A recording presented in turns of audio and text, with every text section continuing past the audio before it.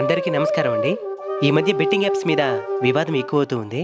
Betting apps promote చేసే వాళ్ళ మీద కేసులు పెట్టడం, పోలీసు వారు కూడా ప్రత్యేక శ్రద్ధ ఈ బెట్టింగ్ యాప్ల మీద పెట్టడం వల్ల చాలా మందిలో మార్పు వస్తూ ఉంది. వీటన్నిటి మీద మాట్లాడే అంత గొప్పవాణ్ణి కాకపోయి ఉండొచ్చు, కానీ నాకున్న ఎంతో కొంత నాలెడ్జ్తో కొన్ని విషయాలు మీకు తెలియజేయాలనుకుంటున్నాను. దయచేసి వినండి. నా వెనుకుండే పంట ఏందని మీకు చెప్పాల్సిన అవసరం లేదు. ఈ వరి నాట్లేసే పనికి మా అమ్మ వాళ్ళు వెళితే ఉదయం నుంచి సాయంత్రం దాకా నెట్ట నిలువు ఎండలో నిరంతరం నడుముంచి పనిచేస్తే వాళ్ళకిచ్చే కూలీ ఎంత తెలుసా? 350 నుంచి 400 రూపాయలు మాత్రమే. ఆ డబ్బుల కోసం వాళ్ళెందుకు ఇంత కష్టపడడం? వాళ్ళని కూడా బెట్టింగ్ యాప్స్ ఆడమని చెప్తామా? మేముండే ప్రాంతానికి దగ్గరలోనే ఇండస్ట్రియల్ ఏరియా ఉంది. అక్కడ మా వాళ్ళు పనిచేయడానికి వెళ్తే వాళ్ళ జీతం ఎంత తెలుసా?